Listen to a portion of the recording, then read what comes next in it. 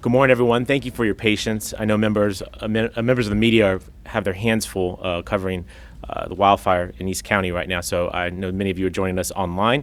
Happy to continue to provide the briefing and appreciate your time and attention this morning. Happy September, everyone.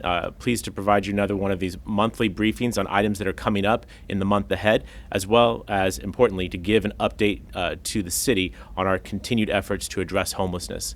With me this morning are San Diego City Council member Stephen Whitburn, who represents Council District 3, Hafsa Keika, the Director of Homeless Strategies and Solutions Department, James Carter, the Deputy Director of Homeless Strategies and Solutions, and Ketra Carter, no relation, right? Yeah. Who's our Outreach Program Manager with Homeless Strategies and Solutions. As I mentioned, I want to start this morning by talking about the subject that dominates so much of our time and attention. It is the subject matter that most San Diegans talk to me about, and it is my administration's top priority, which is homelessness. This challenge is enormously complex, but our strategy to get folks off the streets is simple and can be summed up in 3 words: outreach, shelter, and housing. Let me tell you a bit more. You all have been very generous in helping to cover many of the shelter expansions that we have announced in recent months, as well as many of our housing action items that we've covered in the first year or so of my administration. We have more shelter coming online in the days, weeks, and months ahead. I look forward to joining many of you at those announcements when they come along.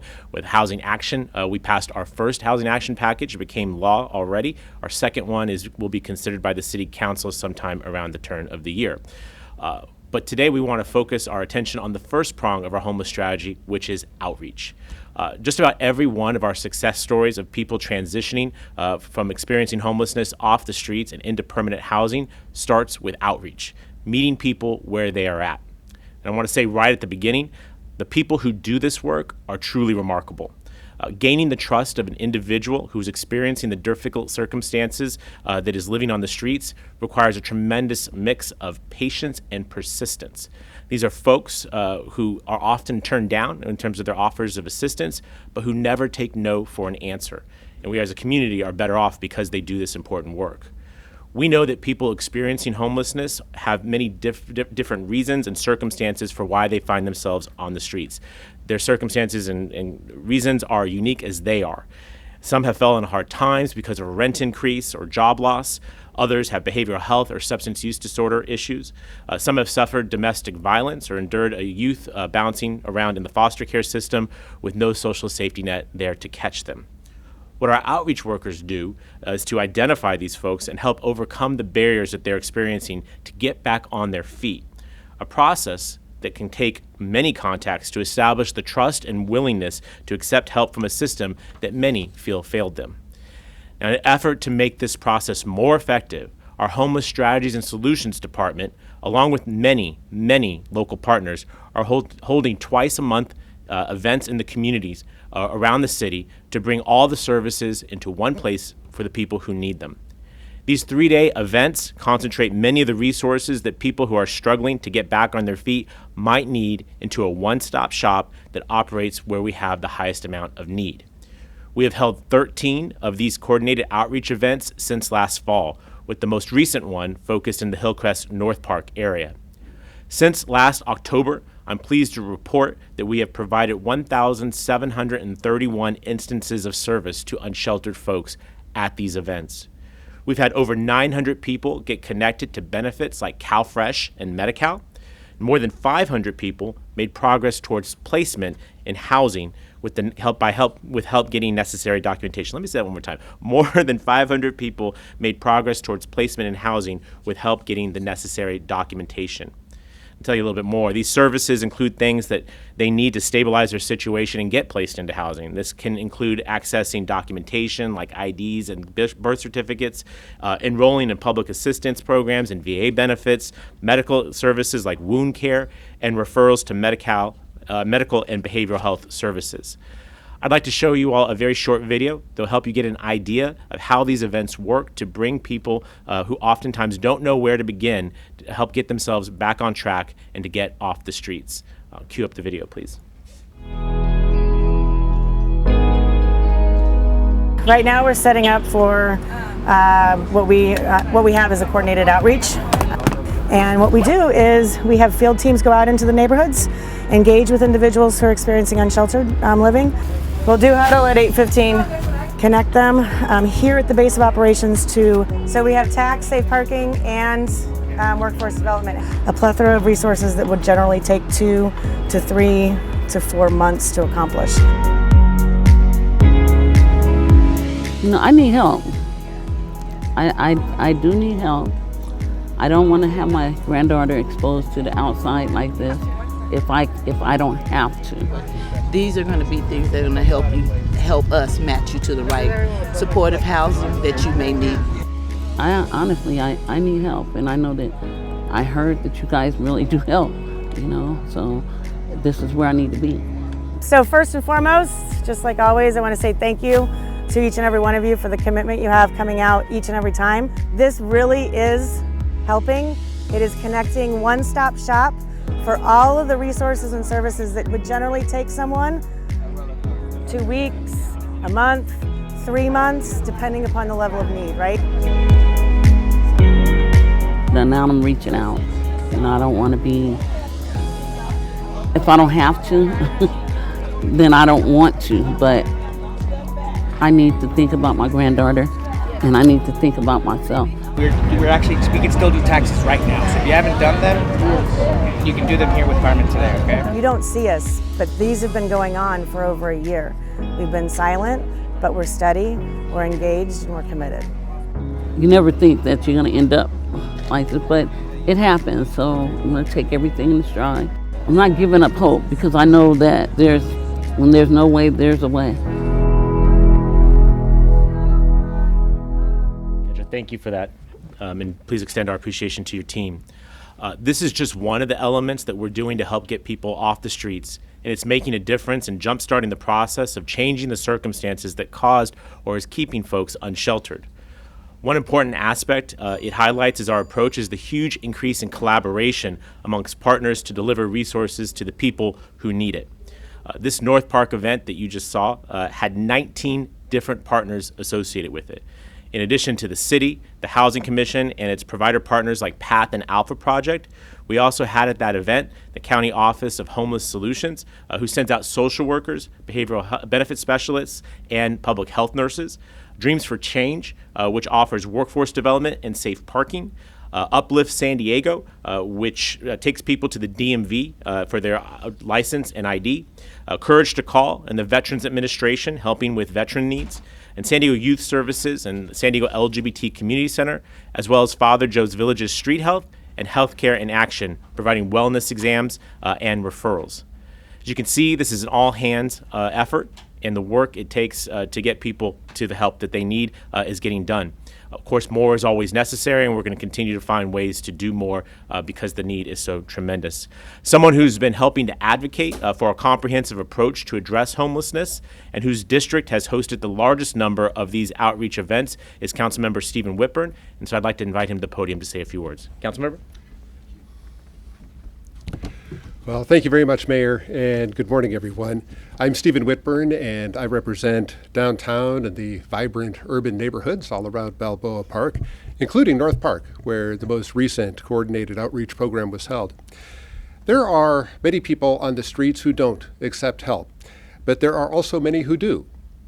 And as you all have reported, San Diego is the least affordable housing market in the nation. People are struggling to pay the rent, and far too many wind up homeless on our streets. These coordinated outreach events can help keep each individual's period of homelessness as brief as possible. And one way, as the mayor mentioned, is by helping them to track down needed documents so that they can enroll in programs and services that will help them off the streets. Consider how important it is for someone to have a driver's license or a state ID card. It's hard to get one if you don't have a birth certificate or other documentation. And it can even be hard if you are living on the streets to even get to the DMV. This program helps people acquire a copy of their birth certificate, and then it will actually drive people to the DMV and help them navigate the process to get their ID. With that identification in hand, it is much easier then for these individuals to secure the other assistance that they need.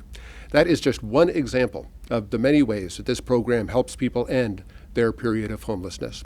This program has helped many people in the areas that I represent in District 3, and I want to thank the mayor.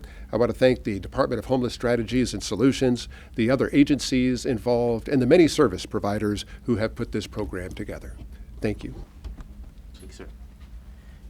Thank you, Councilmember. I appreciate your partnership and your leadership on this important issue.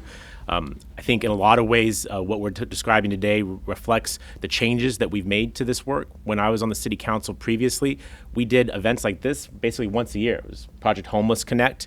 It was done springtime, brought everyone together, but it was one and done. What you've heard now is that we do this multiple times a month. It's repeated. And in fact, where we used to hold Project Homeless Connect downstairs at Golden Hall now is one of our city's largest homeless shelters, providing housing to hundreds of people every single night.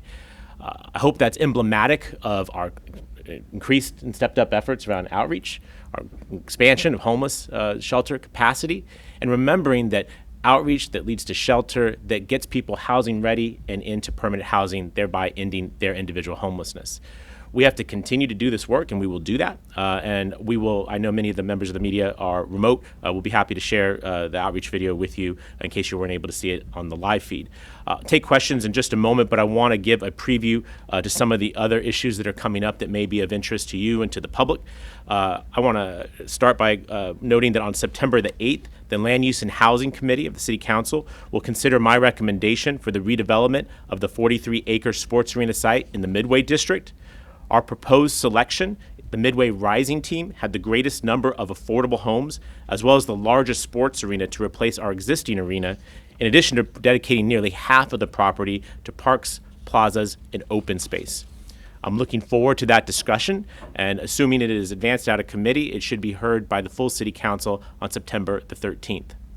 Also this month, we'll be bringing forward appointments to several important boards and commissions. In particular, I want to draw your attention to the Commission on the Status of Women, as well as the Privacy Advisory Board. Finally, later today, we'll be releasing our plans for the post-repair configuration of Park Boulevard. I want to remind folks, Park Boulevard don't look so good. There's a lot of potholes out there. It's a bit rough, and it's in the middle of our city's crown jewel, Balboa Park. We need to do better out there, and we will be doing better out there. Soon, city contractors and crews will go out there to begin resurfacing the remainder of that street. The northern end of that street was done earlier this year. The part basically Upus to the freeway, I-5, for those of you paying attention, will be resurfaced. As a part of that resurfacing effort, in addition to no potholes, San Diegans will be getting, I think, important additional amenities. This street will now be dedicated to three separate opportunities: a general purpose travel lane, a dedicated bus lane, and a protected bikeway. This thruway is one of the most important connections we have between the communities of North Park and downtown San Diego. It is one of our busiest bus corridors and a street that many use to access the incredible resources that are in Balboa Park. Street parking will remain in front of the World Beat Center, the Centro Coto de la Raza, as well as the in front of the Rose Garden. There additionally will be disabled parking spaces in those locations as well. We plan on replacing a large number of the parking spaces currently on Park Boulevard on Balboa Drive when it's repaired next year. We'll be formally announcing this plan tonight at the Balboa Park Committee meeting, but I want to share this information with you all in advance. I think we can all celebrate fewer potholes, more safety, more transportation choices in our city. With that, I'm happy to take some questions. I know many of them will be given via the live stream. Go ahead, please. Governor Newsom's CARE Corps recently passed the Assembly, and you've been an outspoken supporter. But what can San Diegans expect to see? What change can we expect to see as a result? Appreciate that question. In case in case it wasn't heard, question is about the legislature's adoption of the CARE Corps proposal yesterday. And anticipated signature by Governor Newsom. I would start by expressing my appreciation to members of the legislature for adopting CARE Corps. This is a dramatic reform to behavioral health in the state of California. By way of context, less than 2 years ago, I was in the state legislature. I think a proposal of this magnitude would not have been politically possible, but the circumstances we find ourselves in, with a serious mental health crisis that is impacting the number of unsheltered individuals who live on our street, calls for new interventions. And this is a breaking of the broken status quo, where people have to get into crisis before they can get help. This provides a compulsory responsibility for those of us in government to serve the severely mentally ill, and a compulsory responsibility for those individuals to accept accept that help. This bill will be presumably signed by the governor. It's his proposal, so I'm feeling safe in making that bet. And it is effective January 1, 2023. My understanding is the bill was amended in the final days of the legislative process to have 2 phases of implementation. My understanding is the County of San Diego, where we are, will be in the first phase of implementation, and so that will start happening next summer 2023. So with this action, there's a substantial amount of funding that is being dedicated to stand up this effort of courts, behavioral health assistance, and housing. And so we'll have a number of months to be able to prepare for and anticipate its implementation. And then San Diego is raising our hand saying we want to be on the front end of that. The practical implication, well, we have to work on that. But what we have now with the legislature's endorsement is this responsibility, this shared agreement that we are going to prioritize these folks who many of us see in our day-to-day lives, and we're actually going to serve them with the housing and resources that they need. We'll have to spend a lot of time working on implementation. I'm all in on that. As I've mentioned, the outreach efforts, the shelter efforts, the housing efforts will be critical to that. What I think we'll have is an active and engaged partner at the county, at the state level, in the court system, with the individuals experiencing this, as well as their advocates in the process. So stay tuned. But this is some of the best news that I've heard in a while. I think all of us see people experiencing severe mental illness in the community every single day, and we wonder why is nothing being done to help these people. CareCorp provides an opportunity to change that and say that we do have services, we will prioritize them, we'll get them help. The estimates are this will impact roughly 12,000 Californians. I recognize that's a small sliver of our overall unsheltered population, and of course doesn't include just unsheltered people. Plenty of people with severe mental illness are sheltered as well. The point is that the hope is that we shift that paradigm from requiring crisis before they get help and create a situation where they get help before they end up in crisis. And then the other question I have is regarding the heat wave. Mayor, we're heading into a holiday weekend with a massive heat wave.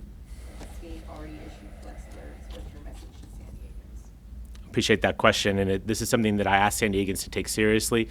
As you heard from our state government yesterday, we're asking folks to conserve energy. Obviously, do what you need to do to take care of yourselves and your loved ones, but if you can put off that load of laundry for a couple days, shut off a couple lights, delay powering your electric vehicle if necessary. We can all do something to reduce our energy load and to help us get through this time of peak demand, right? It's very hot in many parts of our city. It's even hotter in other parts of the state. And so we are all Californians. We all need to work together to take care of one another. I believe if we all do that, we can weather the next couple of days successfully from an energy perspective. That said, the city is doing what we can. Earlier this week, we announced a series of cool zone locations. These are largely city libraries and rec centers, but there are some other locations that are in there. They are open and available to the public. We have also asked city staff to go out and interact with our unsheltered population to hand out things like water, provide those lists of cool zones, and encourage people to utilize them, or better yet, utilize one of our shelters and start the pathway to getting off the streets. Our central library will be open on Monday in anticipation of these higher temperatures. And we're looking at other park and recreation sites that we can open as well, working closely with the County of San Diego as well as our own Office of Emergency Services. This is a moment we're taking extremely seriously. I ask San Diegans to take it seriously as well. You can help us avoid the kinds of disruptions to service that are so detrimental to many, many people. But in the meantime, take care of yourselves, look out for your neighbors, check up on one another. Let's get through these next couple of days. We've experienced this before. We know how to handle it. Encourage folks to do your part and just look out for one another. Any other questions? Yeah. I got one over here. Yes, thank you, Mayor Gloria. Last week we saw several deaths of unsheltered people, and many of those fled the sweeps that were taking place. What is your goal going forward to reduce those deaths, and how will you ensure that people are protected, not only with the heat this week, but going forward, those have been pushed out of the encampments in several areas, including now in Chula Vista, that are coming here for looking for assistance? Well, I think you make an interesting point in terms of the scale and scope of this particular problem. Often people like to talk about this as a downtown-only issue or City of San Diego-only issue. I think the circumstances in Chula Vista, the large encampments in El Cajon and the large numbers we see there, and really at cities across the country, is it really requires a regional approach. Call on fellow mayors. We had a meeting recently of many of us to talk about what we can do respectively in our own communities to do more. I think what we're doing in the city of San Diego is something that is easily replicable in these other communities. But the answer to your question is much of what we are doing. Taking something that was a once-a-year outreach effort and turning it to an everyday effort. Let me be clear, what we talked about in these concentrated efforts are in addition to our daily outreach efforts in every council district to encourage those folks that you're talking about to come into services, to come into shelter, and to get assistance. It's a persistent effort, as we've mentioned, but it's necessary. We have to continue to expand shelter. I'm continuing to work every single day to increase the amount of shelter. Congregate, non-congregate, for women, for seniors, for children and families. This is not easy work. Believe me, if it was easy, other cities would be doing it. I note that many of them don't have any shelters whatsoever. What we have is a desire and a commitment to expand these, and we're continuing to do everything we can. Hafsa and her team spend a tremendous amount of time trying to negotiate those deals, and the one that I can say with certainty at this point is we will have an additional, at Midway, is it 200, 150? About 150. 150. We should have soon 150 additional shelter beds in the Midway community. We know there's a large concentration of unsheltered folks that are there. It is far better to be in the tent where it's air conditioned, where there's food, where there's water, where there's services, than it is to be on the sidewalk. And I recognize that a shelter is not an ideal environment, but I will tell you it's better than the street. And I would say that folks are voting with their feet because we have a high level of utilization. On every daily basis, we're north of 90% of those beds are occupied, often substantially more. So I think even the unsheltered folks recognize this is preferable, but it is not the final point. Our final point is housing, right? And the way that we can do that is by getting people into shelter, as Councilmember Whitburn was discussing, address the challenges.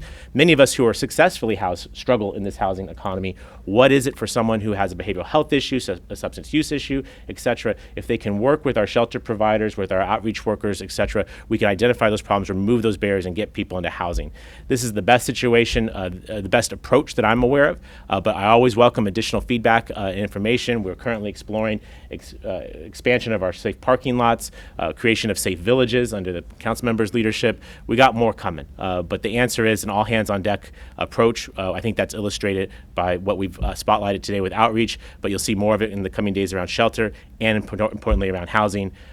Quick footnote, the proposal for the Midway Rising at our sports arena site envisions over 2,000 low-income homes on that particular property. That's a substantial increase in our overall inventory, and it is just one of the many proposals that we're working on to try and increase the amount of low-income housing that is in the community, housing that could be suitable for the folks that you're asking about.